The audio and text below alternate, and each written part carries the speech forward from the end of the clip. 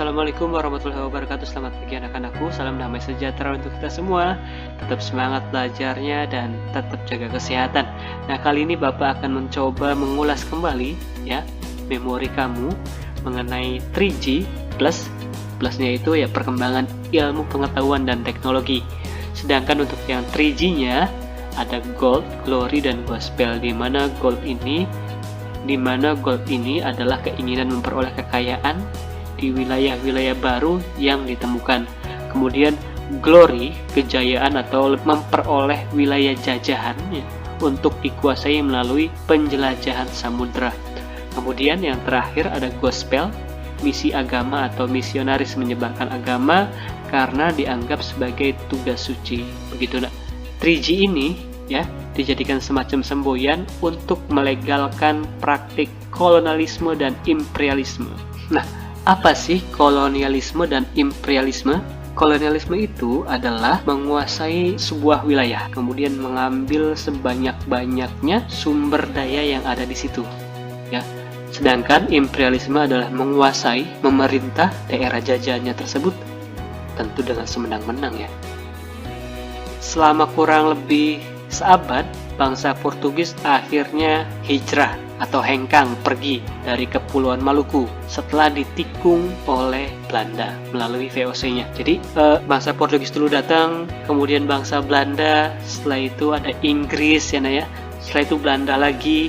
Pada saat itu bangsa Indonesia, bangsa kita seperti barang yang dioper-oper dari negara satu ke negara yang lain. Sedih ya.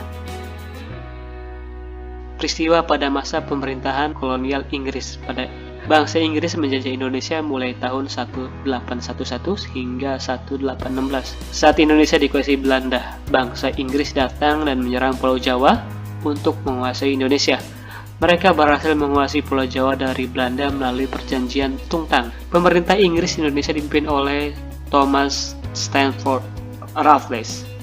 Nah, isi perjanjian Tungtang sebagai berikut ya. Seluruh Jawa berikut daerah taklukannya diserahkan kepada Inggris. Semua serdadu Belanda menjadi tawanan perang Inggris. Semua utang yang terjadi selama pemerintahan Daendels tidak menjadi tanggung jawab Inggris. Semua pegawai yang mau bekerja sama dengan Inggris dapat ditempatkan pada kedudukan semula. Tentara yang dibina para raja boleh meninggalkan kesatuan atau pulang ke rumah.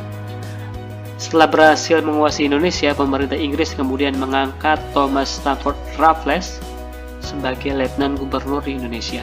Raffles memulai tugasnya pada tanggal 19 Oktober 1811 atau 1811. Nah, ini gambar dari Raffles ya. Kebijakan di bidang ilmu pengetahuan. Raffles ini suka dengan ilmu pengetahuan. Jadi dia mengundang ahli pengetahuan dari luar negeri untuk mengadakan berbagai penelitian ilmiah di Indonesia. Raffles juga bersama Arnoldi berhasil menemukan bunga bangkai raksasa dan terbesar di dunia. Bunga tersebut diberi nama Rafflesia Arnoldi. Nah, biasanya memang secara ilmiah gitu ya, jika ada seseorang yang menemukan hal baru, menemukan sesuatu yang baru, itu dinamai dengan namanya sendiri. Raffles menulis buku History of Java dan merintis pembangunan Kebun Raya Bogor. Kebun Raya Bogor merupakan kebun biologi yang mengkoleksi berbagai jenis tanaman di Indonesia, bahkan dari berbagai penjuru dunia. Ini adalah salah satu bentuk bunga Rafflesia Arnoldi yang ditemukan di Sumatera untuk pertama kalinya. Di Kebun Raya Bogor juga kamu bisa menemukan bunga Rafflesia Arnoldi. Kalau tidak salah itu di bulan April ya. Biasanya bunga ini mekar kalau beruntung. Tapi kalau tidak beruntung ya berarti tidak bisa lihat. Cuma jalan-jalan aja di Kebun Raya Bogornya. Kemudian Raffles juga menulis sebuah buku, yaitu History of Java, bukunya. Di bidang ekonomi, Raffles menghapus sistem kontingen, penyerahan diganti dengan sistem sewa tanah. Nah, kontingen itu kayak semacam pajak hasil bumi gitu ya. Kemudian semua tanah dianggap milik negara, maka petani harus membayar pajak sebagai uang sewa. Jadi pada masa Raffles, tanah kita nih Indonesia bukan milik petani lagi, tapi milik negara, milik orang Inggris. Maka kita harus membayar pajak sewa. Dan sistem pajak tanah ini masih digunakan sampai sekarang.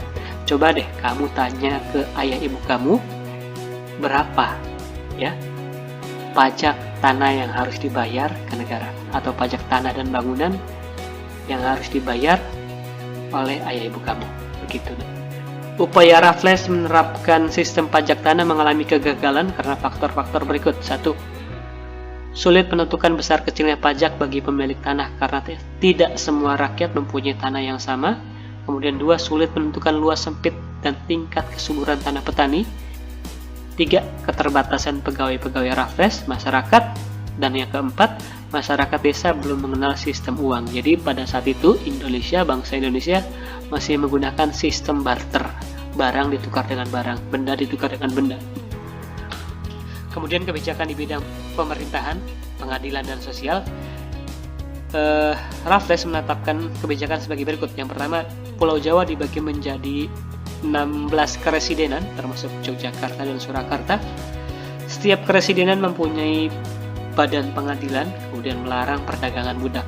Ya, jadi pada saat itu sudah tidak boleh lagi memperjualbelikan manusia, human trafficking namanya. Oke, bersambung. Kita lanjut ke peristiwa-peristiwa pada pemerintahan kolonial Belanda. Pada tahun 1595, Belanda berangkat dari Eropa di bawah pimpinan Cornelis de Houtman dan sampai di Indonesia pada tahun 1596. 1 tahun perjalanan ya, dengan mendarat di Banten. Sejak pelayaran de Houtman, banyak berdiri perusahaan-perusahaan dagang Belanda yang masing-masing memiliki kapal sendiri dan berlayar ke Indonesia. Pedagang Belanda dengan didukung oleh pemerintahan membentuk kongsi dagang yang bernama VOC, Verenigd Oostindische Company. Company ya. Company itu dari nama company perusahaan. Kongsi dagang gitu. Kemudian tujuan VOC di Indonesia antara lain sebagai berikut: menguasai pelabuhan-pelabuhan penting, menguasai kerajaan-kerajaan di Indonesia, melaksanakan monopoli perdagangan rempah-rempah. Monopoli itu ya mengatur agar semua penjualan di VOC semua, yang lain tidak boleh. Begitu dah. Kemudian pengalihan kekuasaan VOC kepada kerajaan Belanda. Memasuki akhir abad ke-18, kejayaan VOC mulai merosot. Faktor internal yang menyebabkan kemerosotan VOC adalah sebagai berikut. 1. Banyak pegawai VOC melakukan korupsi. Kayak sekarang ya, banyak sekali wakil-wakil rakyat atau pemerintah daerah yang kedapatan korupsi. Ini tidak bisa ditiru ya. Ingat nak, orang pintar itu banyak. Tapi kalau orang jujur, hitung jari. Lanjut ya. Sulitnya melakukan pengawasan terhadap daerah penguasaan VOC yang sangat luas. Nah, ini adalah salah satu gambar yang terletak di dekat Museum Bahari ya, di kawasan Kota Tua sebenarnya ini. Kamu kalau jalan-jalan ke sana, ajak mama kamu, ayah kamu jalan-jalan ke Museum Bahari, nanti ada tulisan VOC. Selanjutnya, selain faktor internal itu dari dalam ya, kemudian ada faktor eksternal yang dari luar yang menyebabkan kemerosotan VOC sebagai berikut. 1. Meletusnya revolusi Prancis menyebabkan Belanda jatuh ke tangan Prancis di bawah pimpinan Napoleon Bonaparte. Terus nomor 2, penentangan oleh rakyat Indonesia terhadap VOC dalam bentuk peperangan yang banyak menyedot pembiayaan dan tenaga. Jadi rakyat Indonesia udah mulai berjuang tuh, memperjuangkan kemerdekaan Indonesia. Ya. Kemudian pada tanggal 15 Januari 1808, Herman W. Daendels menerima kekuasaan dari Gubernur Jenderal Wyss. Daendels dibebani tugas mempertahankan Pulau Jawa dari serangan Inggris karena Inggris telah menguasai daerah kekuasaan VOC di Sumatera, Ambon, dan Banda. Salah satu langkah-langkah yang ditempuh oleh Gubernur Jenderal Daendels, 1. adalah meningkatkan jumlah tentara dengan cara mengambil dari berbagai suku bangsa di Indonesia. Karena banyak terjadi peperangan pada waktu itu, maka Daendels itu melatih tentara dari pribumi. Jadi pada waktu itu ya, pejuang-pejuang Jawa melawan tentara Belanda yang dari Ambon. Nah, tentara yang dari Ambon ini orang-orang Indonesia juga ternyata. Seperti itu ya. Jadi semacam kayak politik adu domba ya. Nama kerennya itu Divide et Impera. Bahasa Belandanya seperti itu. Kemudian membangun pabrik senjata di Semarang dan Surabaya.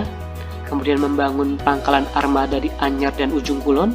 Terus yang keempat, membangun jalan raya dari Anyer sampai Panarukan sepanjang lebih dari 1100 km. Anyer itu di Banten, Kemudian Panarukan itu di sekitar Jawa Timur ya, panjang banget tuh. Ini ada petanya.